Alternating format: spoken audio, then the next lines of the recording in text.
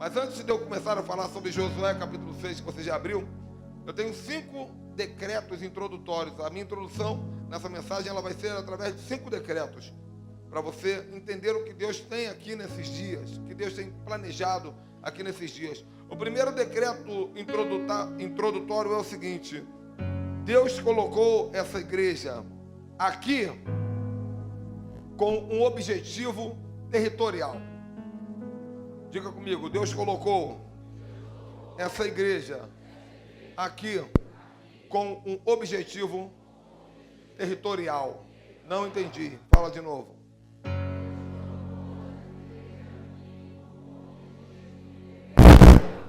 Diga para o teu irmão da direita isso, por favor.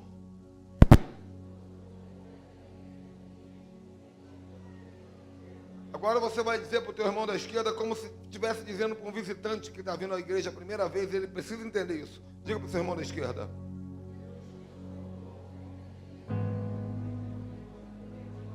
Agora diga para alguém que você escolher, como se estivesse dizendo para um dos governadores, um dos políticos ou uma das autoridades da cidade. Diga isso para essa pessoa agora.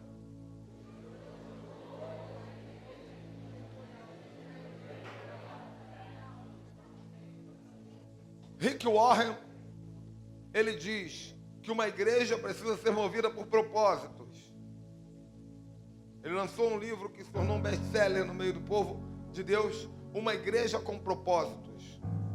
Porque tem gente que abre uma igreja por abrir uma igreja. Eu passo por aí, agora mesmo, ouvindo nessa rua, pensando, tem mais igreja nessa rua do que crente. Se juntassem todas, de repente a gente teria uma igreja de 400 membros. Mas se perguntar para eles qual é o propósito para essa igreja, talvez eles não saibam dizer. Nós precisamos definir nesse lugar que essa igreja foi colocada aqui, dentre tantos outros propósitos, com um objetivo territorial, de tomar o quarteirão da frente, o quarteirão de trás, a rua da frente, a rua de trás, até que toda a cidade de Búzios seja tomada pelo Evangelho. Segundo decreto introdutório: o indivíduo não é fruto do meio. Diga isso para alguém.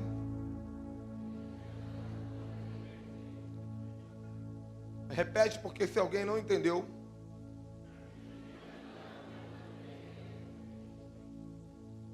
Diga para outra pessoa. Nós já ouvimos isso a vida inteira. Quem já ouviu essa frase? O indivíduo é fruto do meio. Quem já ouviu? Vocês nunca ouviram isso? Ah, gente, eu sou assim porque eu nasci num lugar que tinha tanto traficante, tanto bandido, tanto drogado, e o indivíduo é fruto do meio, né, pastor? Vocês nunca ouviram isso? Meu Deus! Aí a pessoa diz assim, ai de mim que eu sou um homem de lábios impuros, mas é porque eu habito no meio de um povo de impuros lábios. É o único lugar do universo que nunca ouviu isso. Realmente Deus tem um propósito aqui. Você já ouviu isso? As pessoas justificam os seus problemas que o indivíduo é fruto do meio. Ah, é porque eu nasci num bairro pobre, então eu sou pobre. Não, o problema é que a localidade aqui há um alto índice de analfabetismo. Então, infelizmente, meus filhos eles acabaram sendo tomados por essa realidade. Essa justificativa territorial no mundo inteiro. Só que esse decreto introdutório você tem que absorver ele dentro do seu espírito. Talvez seja por isso que você não ouviu. Deus já está te guardando dessa mentira do inferno. Porque o indivíduo não é fruto do meio, mas o meio é fruto do indivíduo. Diga comigo, o meio é fruto do indivíduo.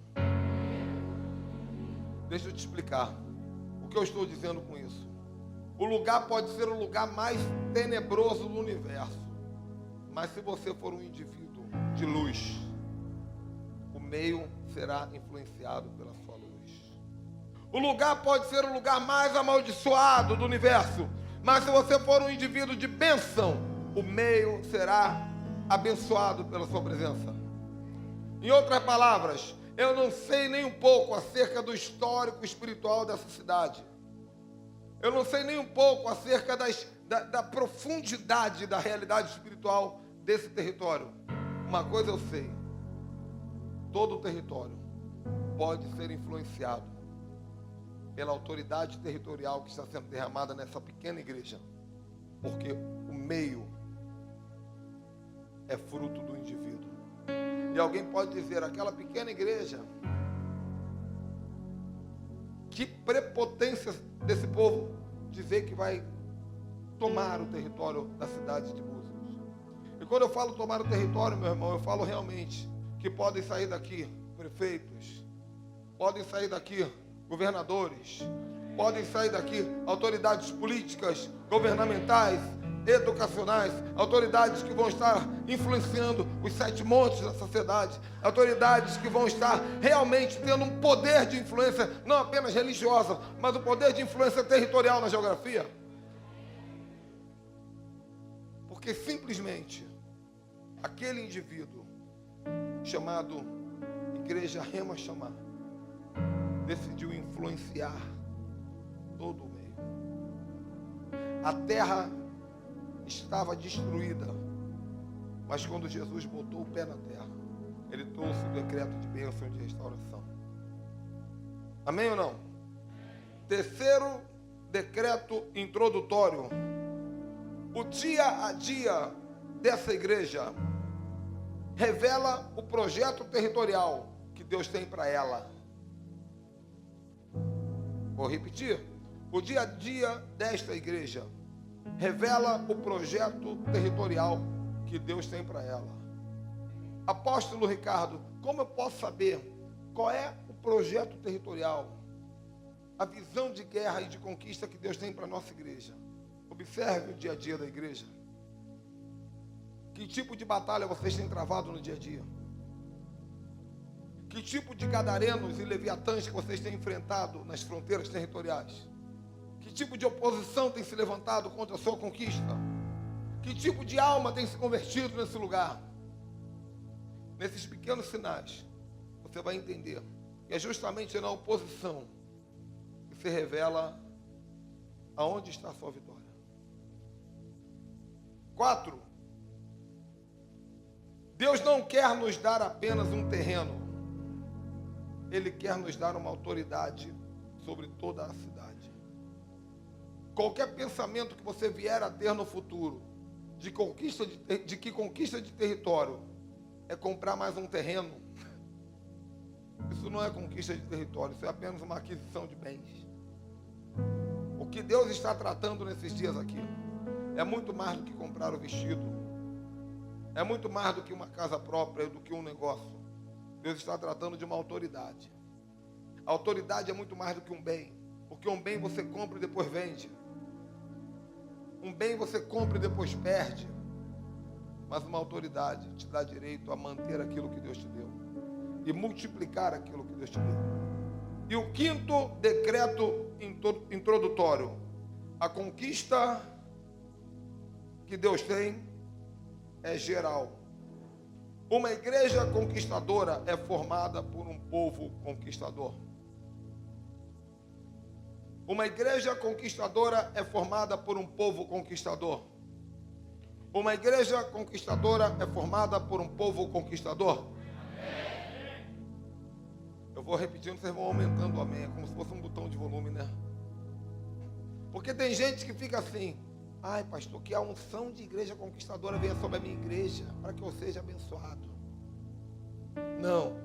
Você tem que ser um conquistador para que essa igreja seja chamada uma igreja conquistadora. Porque a igreja é formada de pessoas. Pessoas são igreja. Para que a unção de conquista se estabeleça nessa igreja, ela precisa começar pela sua vida. Eu lembro quando o pastor Marcos Gregório, do Ministério Apacentar de Nova Iguaçu, disse que quando ele começou a igreja lá em Nova Iguaçu, no início do culto parava aquele monte de bicicleta na porta da igreja. Dezenas e dezenas e centenas de bicicletas do povo que vinha pedalando. Mas com o passar do tempo, aquela igreja foi conquistando territórios. E ele teve que comprar um terreno para estacionar cerca de 5.000 carros. As pessoas pararam de andar de bicicleta e passaram a andar de carro. Porque o povo foi abençoado para transformar a igreja em uma igreja conquistadora. Então eu falei muito aqui na primeira noite sobre Território é o carro, território é uma casa, território é um vestido que você compra, território é um marido, é uma esposa, porque você precisa ser abençoado. Mas o nosso objetivo final não é que você seja abençoado. Nosso objetivo final é que essa igreja ela seja construída com tijolos de ouro. Esses tijolos são vocês. E se vocês todos forem conquistadores, serão tijolos de ouro que vão formar uma igreja de conquista. Quem entende isso, levanta a mão e aplauda ao Senhor Jesus Cristo.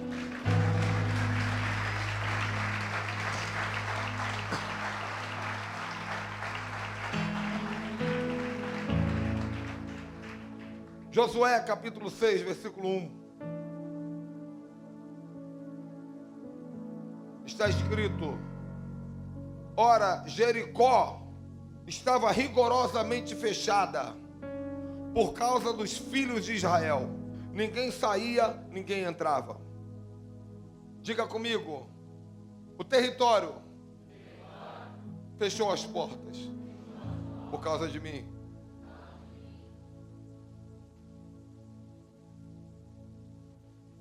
Desde o dia que nós começamos a falar de conquista de território, todos os territórios fecharam as portas, rigorosamente. Disseram entre si no inferno. Existe lá na Rema chamar uma pessoa que está decidida a entrar nesse território. Fechem as portas, ele está decidido a entrar. Você já conhece a história da Batalha de Jericó? Você já conhece a história daquelas grandes muralhas que foram rigorosamente fechadas porque ouviram dizer que o povo de Deus estava chegando para tomar aquela terra? Diga comigo: os territórios ainda não se abriram. Pelo contrário, fecharam ainda mais. Talvez alguém possa dizer: pastor Ricardo, por favor, da próxima vez não venha. Da próxima vez não venha, apóstolo Ricardo, porque foi só o senhor pregar que ficou mais difícil. A porta ainda até que estava mais ou menos aberta, agora fechou rigorosamente. É igual um dia que eu fui pregar numa igreja sobre batalha espiritual. Eles nunca tinham feito batalha espiritual, nem manifestava demônio naquela igreja. Foi só eu pregar. Foi um tal de demônio manifestando naquela igreja. E o pastor me ligou e falou assim: pastor, tem alguma coisa errada, porque o senhor pregou batalha espiritual aqui, a igreja era uma bênção, não manifestava demônio. E agora está manifestando muito demônio na igreja, pastor. Nos crentes. Eu falei: pastor, em primeiro lugar, foi o seminário que trouxe a revelação dos demônios ocultos dentro da igreja. Segundo, Deus está dando para vocês dever de casa. Porque toda escola tem dever de casa. Se vocês aprenderam a expulsar demônio, Deus está colocando trabalho aí para vocês treinarem o que aprenderam. Deus está colocando dever de casa para vocês também nesses dias. Porque quando você chegar diante daquela porta, e aquela porta que aparentemente já estava aberta, de repente fechou, simplesmente Deus está dizendo assim: está disposto realmente a guerrear. A primeira evidência de que o diabo está pronto para perder a batalha é quando ele fecha mais a porta. É quando as coisas parecem que não vão acontecer. Você já percebeu que quando Deus dá uma promessa, as coisas ficam mais difíceis? Deus fala: vou te prosperar. No dia seguinte você perde emprego. Você será casado e será feliz. No dia seguinte a namorada vai embora.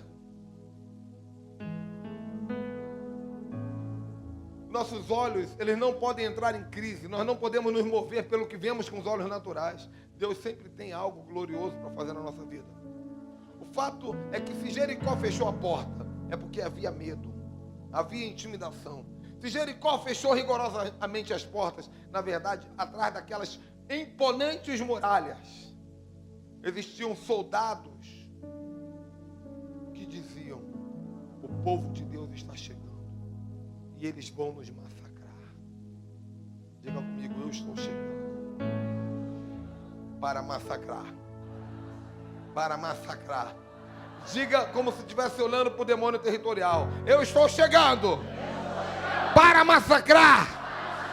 Só quem vai massacrar, aplauda ao Senhor aí.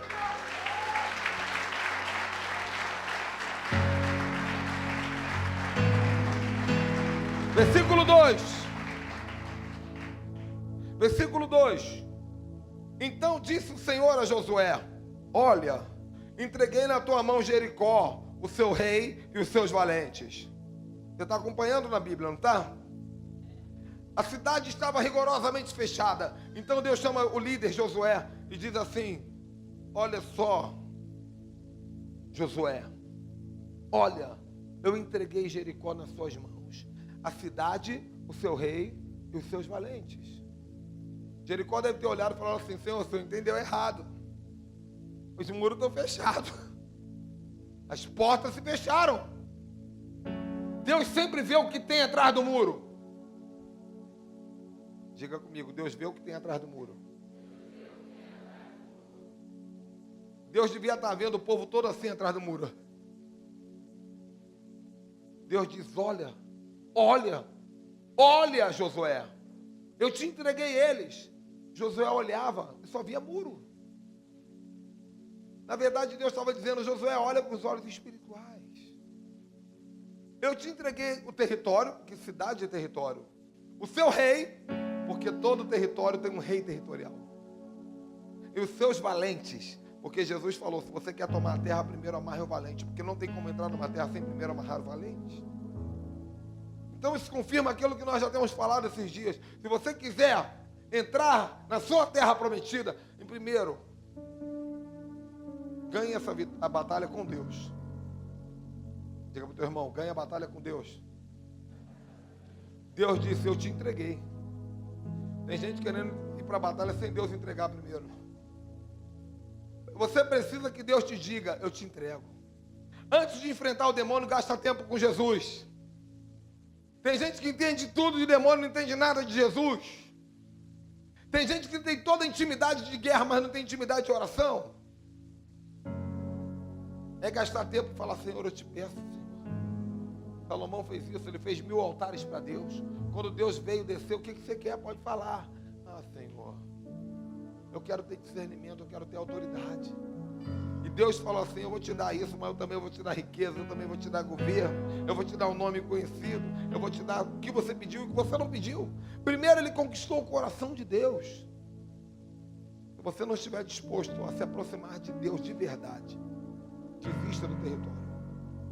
Amém? Então conquistou Deus. Depois que ele conquistou Deus, Deus disse: eu te entreguei. Ele foi mediante uma palavra de envio.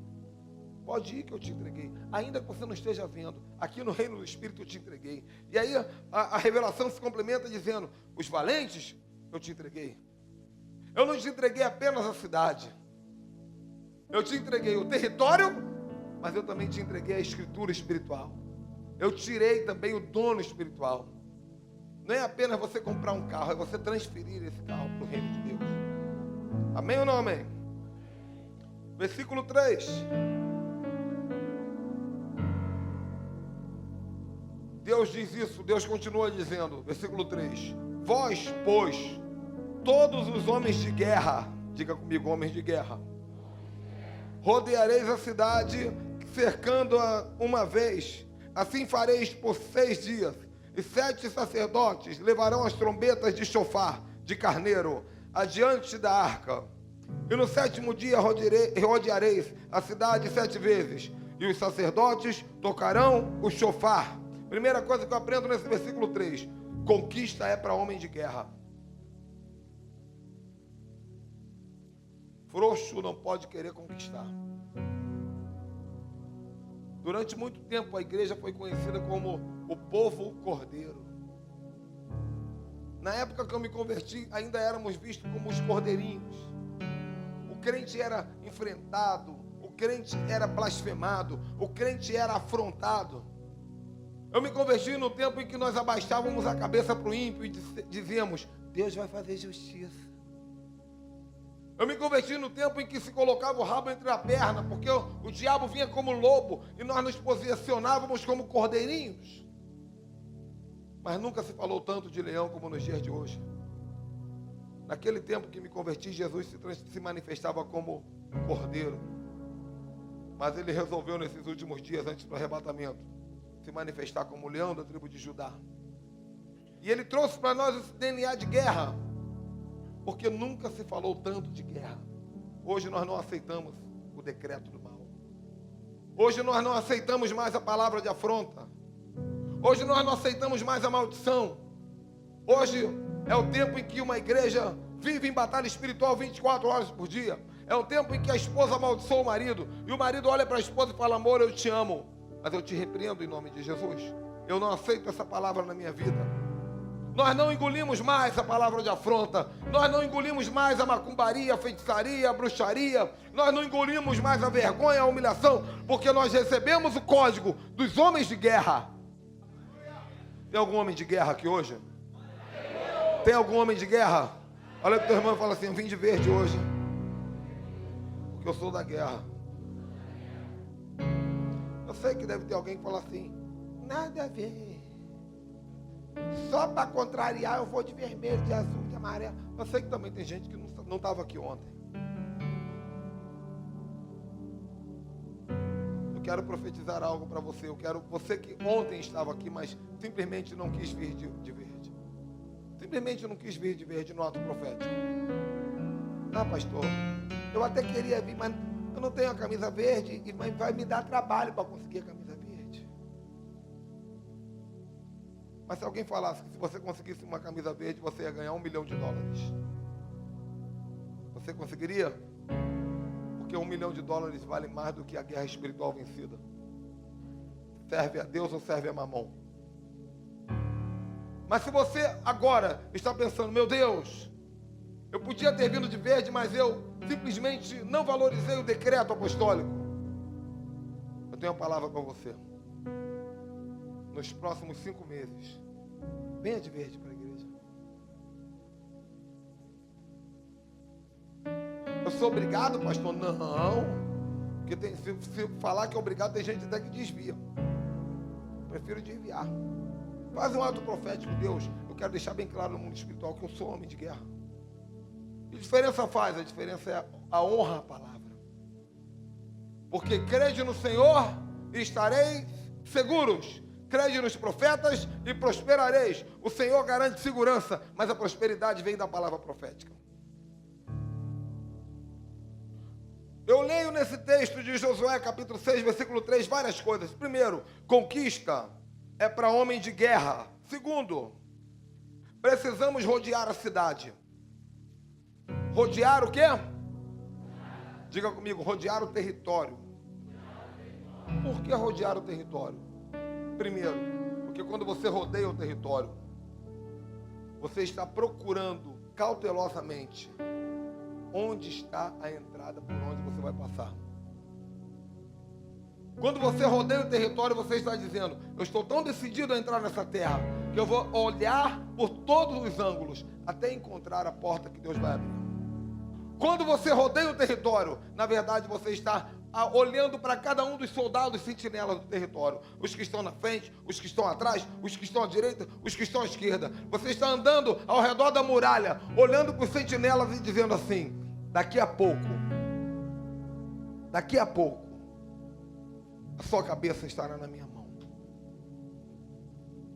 Rodear o território.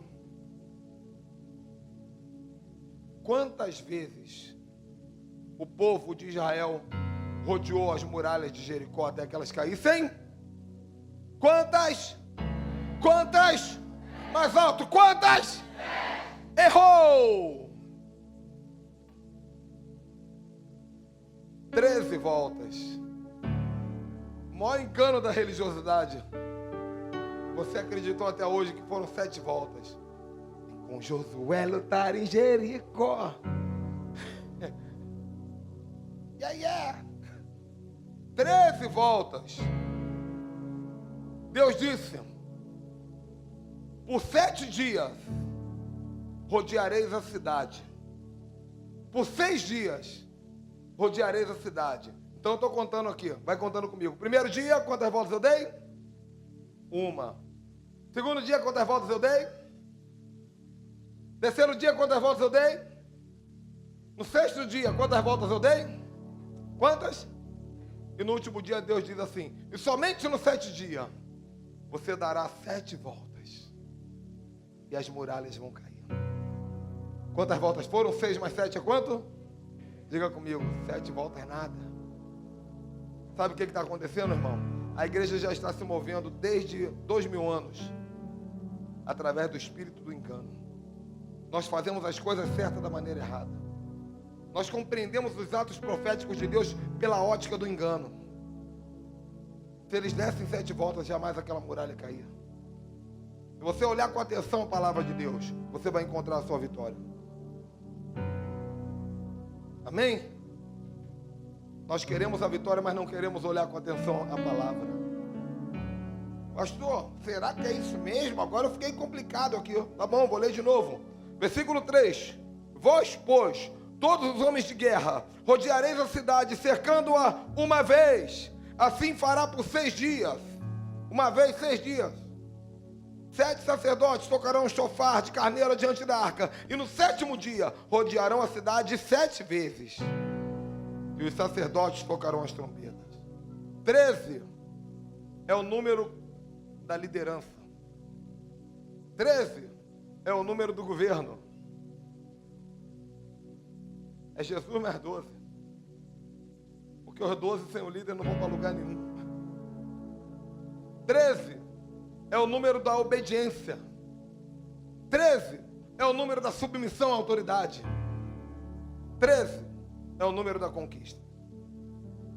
Versículo 5.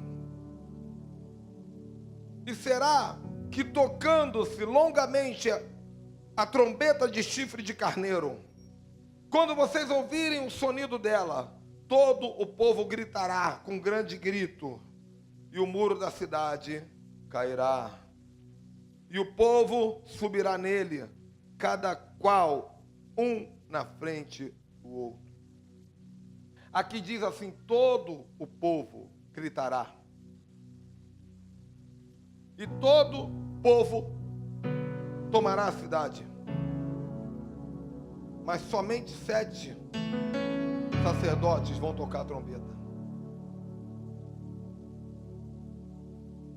Diga comigo: sacerdote tem pouco, mas a vitória é para todos. Sabe o que significa isso? A verdadeira conquista que Deus quer dar para Búzios vai começar com um povo pequeno, mas com uma autoridade sacerdotal. E não se espantem se daqui a um tempo todas as igrejas e todos da cidade forem beneficiados pela conquista que Deus liberou nesse lugar. Sabe por quê, meu irmão? Porque o nosso coração não é um coração religioso. O nosso coração não é um coração partidário. O nosso coração não é regido pela Babilônia, nem pela Rainha dos Céus. O nosso coração é regido pelo desejo de que o poder de Deus alcance todos. Eu me converti em 1993. E naquela época a igreja que sou membro hoje, a Igreja Batista em Barra do Imbuí, em Teresópolis. Uma igreja batista avivada, mas não era renovada. Todo ano fazia um grande evento de guerra territorial. Todo ano. Na principal rua de pecado da cidade, na época. Todo ano fazíamos um evento de guerra territorial. Eu participei pessoalmente de 4. E nós orávamos, adorávamos e dizíamos: não vai haver mais carnaval nessa cidade. Nós dizíamos: não haverá mais pecado nessa rua. Nós dizíamos: não vai ter mais gente endemoniada nessa rua. Irmãos, quando acabava aquele evento, foi ali que eu aprendi a batalha espiritual. Acabava o evento, todas as pessoas que estavam tomando cerveja e em pecado na rua, assistindo ao evento e não se convertiam, ficavam endemoniadas, rodando no chão do parque irrigado. E a equipe de levitas e de músicos e jovens da Igreja Batista em Barra do Imbuí, andando pela rua, igual aqueles filmes de zumbi, tirando demônios de todo mundo. Centenas de pessoas. Daquele tempo em diante, a cidade mudou. A cidade de Teresópolis mudou. Daquele tempo em diante, nunca mais houve carnaval, até há poucos dias atrás. Daquele tempo em diante, as igrejinhas se tornaram mega igrejas. Não só a Igreja Batista cresceu. Naquela época, o apóstolo Arcélio pastoreava uma igreja de 300 pessoas. Isso há 15 anos atrás. A autoridade de guerra daquela época, A única igreja que fazia aquele tipo de guerra naquele território era aquela igreja batista em Barra do Bui. A autoridade de guerra territorial, ela não fica presa às fronteiras denominacionais. Aqui diz: os 7 sacerdotes tocarão a trombeta e todo o povo gritará. Diga para o teu irmão, o grito é para todos. Vamos andar só mais um pouquinho e eu já vou fazer a oração com vocês. Versículo 13.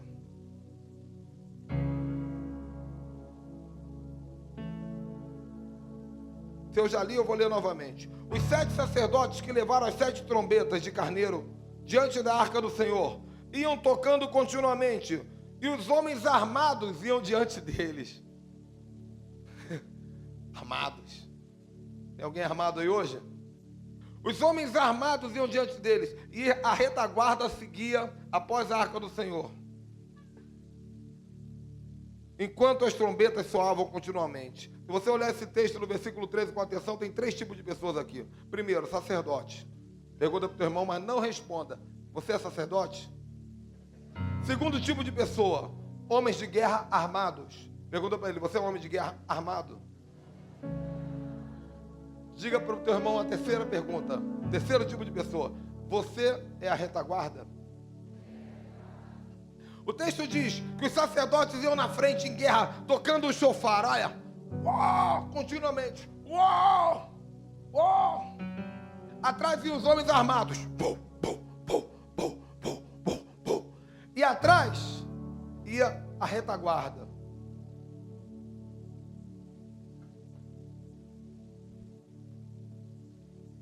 Não sei que tipo de pessoa você é aqui nessa guerra. Talvez você seja um sacerdote. O que é o sacerdote? É aquele que vem para guerrear no sobrenatural. É aquele que está jejuando esses dias por esse congresso. É aquele que estava ali ontem na salinha, que eu desci do gabinete, algo me puxou para a salinha, eu não sei o que é isso. Eu e o pastor Edinaldo falamos, ai, quando eu vi tinha um povo orando e falando em línguas e orando por esse trabalho.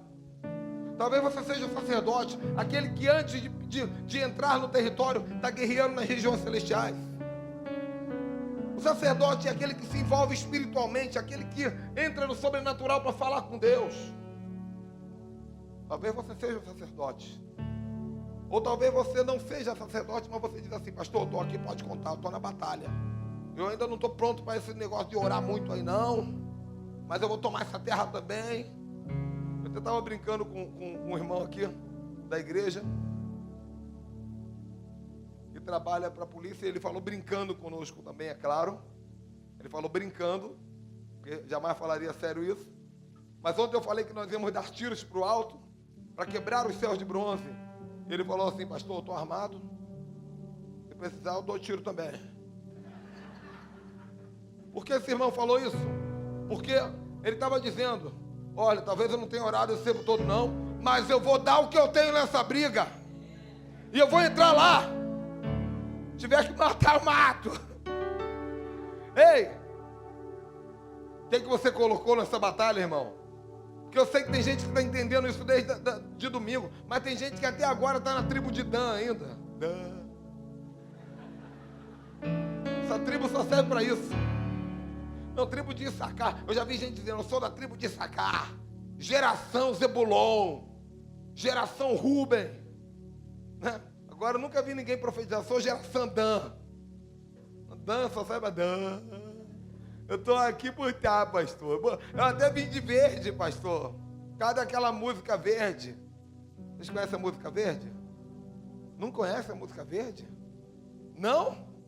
Verde você ficar pensando, né?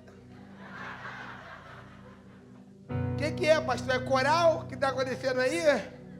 Não está nem entendendo o que está acontecendo, irmão. Deixa eu te explicar o que está acontecendo. Nós estamos brigando com o inferno. Nós estamos hoje enfrentando o Leviatã. Hoje eu passei o dia tomando um banho no mar, passeio de escuna, coisa chique. E tinha gente que estava comigo ontem, falando, ai pastor, primeira ondinha que veio, tô com medo. Aí eu falei, eu vou fazer um cruzeiro marítimo, passou aquele naviozão de cruzeiro, pastor, guarda o seu dinheiro já, porque nós vamos fazer um cruzeiro em breve, destronando o Leviatã sobre as águas. Vão ser 7 dias dentro do cruzeiro pregando contra o que está debaixo do nosso pé, o espírito dos mares. Ah, mas eu tenho medo de afundar. Se afundar, eu levanto de novo. Porque todo grande guerreiro territorial, ele enfrentou os mares. Paulo tentaram afundar, ele saiu. Moisés, ele andou no meio do mar em pés enxutos. Jonas foi engolido pelo peixe, saiu. Jesus sapateou em cima do mar. E eu sou pior do que eles? Talvez pior que Jesus. Com certeza, né? Mas que os outros, que eram sujeitos às mesmas paixões que nós, eu vou enfrentar e vou vencer. Então, sacerdotes, 1, homens de guerra bem armados, 2, e o terceiro chama de a retaguarda. A retaguarda são aqueles que vão andando sempre atrás. Ah, o pessoal está no bar lá, vamos lá. Então, talvez você seja da retaguarda hoje aqui. Você está um passinho atrás na guerra, um passinho atrás no comprometimento, um passinho atrás no envolvimento com a batalha, um passinho atrás no entendimento profético. Aquela famosa história dos ovos com bacon, que é o lanche do americano, né? O americano de manhã ele come ovo e bacon todo dia. E não tem pressão alta, hein? Mas qual é a história do ovo com bacon? Na hora de preparar o ovo com bacon, a galinha fala assim: eu já dei minha parte da batalha, fiz um ovo. E o porco tem que morrer, dar o lombo todo para fazer o bacon. Você está nessa batalha dando ovo ou dando lombo? Não, pastor, estou na batalha, botei até R$15 no envelope ali. Talvez você esteja na retaguarda. Só que tem algo tremendo nesse texto aqui.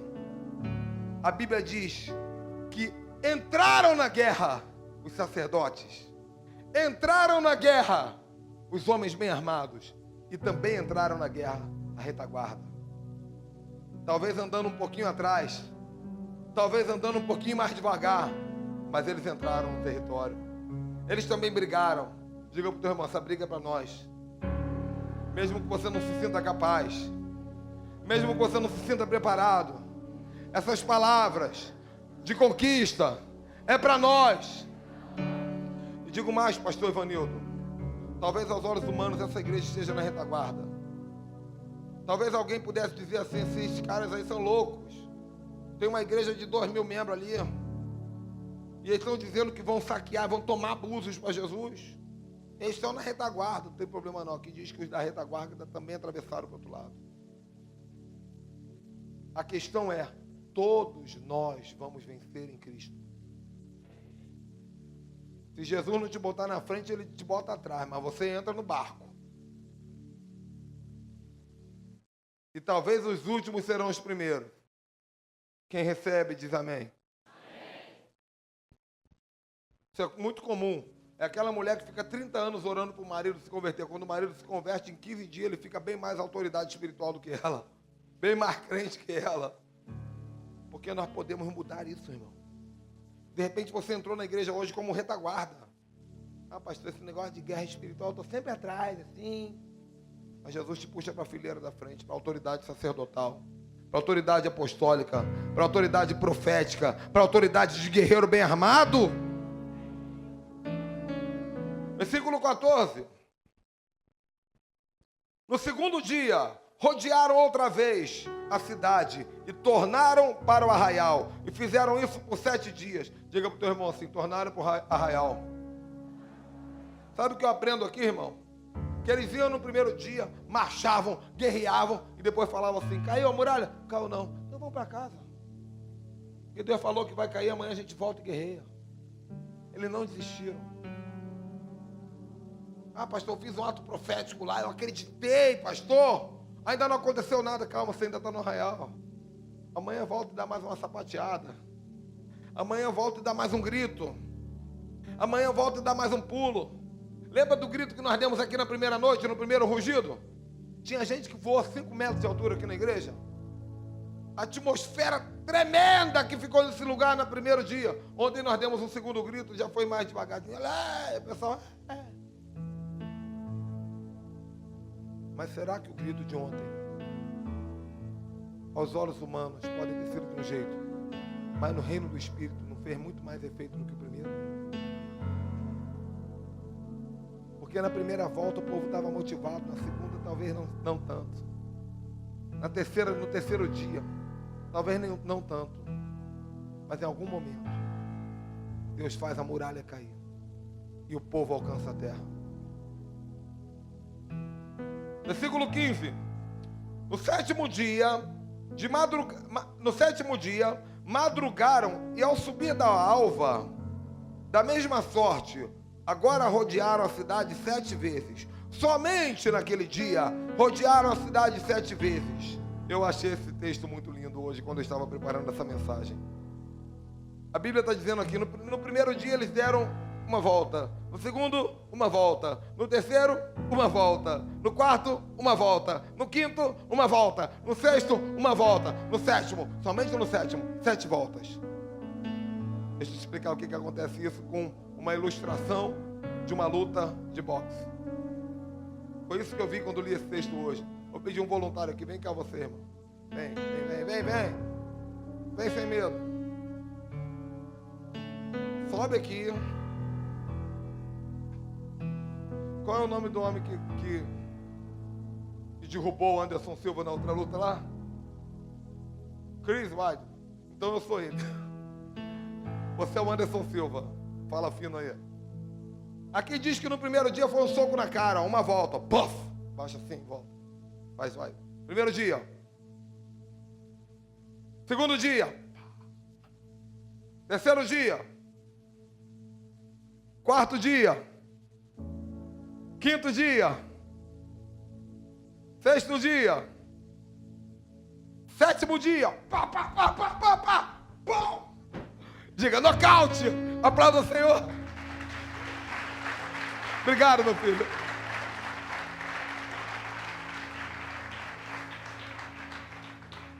Deus só foi preparando o diabo. Soquinho só para jab, né? Que chama. Vamos lá, primeiro dia, paf. Segundo dia, paf, a muralha estava de pé. Só foi rachando o osso do homem, ó. Paf. Ninguém sabia, ó. Paf. Vocês sabiam que o osso do Anderson Silva não quebrou naquele dia que a perna dele desfarelou toda? Aquilo foi rachando há anos, irmão. Toda lutinha, ó, paf. Toda lutinha mais um, paf. Mas quando é o dia da vitória, é o dia que você dá aquele golpe mais forte, aquele golpe mais violento, aquele golpe fatal. São os 7 de uma vez. Pá. Derruba o gigante. Sabe? Deus preparou um grande nocaute para o povo de Deus. Um grande nocaute. Quando o povo já estava dizendo, eu não aguento mais. Voltar para casa, promessa, grito. Voltar para casa, rodeia novamente. Deus diz, agora você vai socar muito. Agora você vai gritar muito. E a muralha vai cair.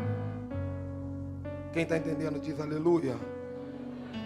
Finalmente o último versículo. Versículo 16. E aconteceu que na 7ª vez, quando os sacerdotes tocavam um chofar, disse Josué ao povo, gritem, porque Deus acaba de entregar a cidade para vocês.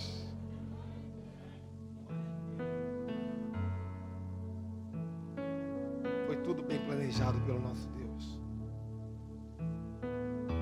Foi tudo bem planejado. Feche seus olhos. Nós vamos fazer essa oração. Depois nós vamos preparar um grande ato de guerra aqui.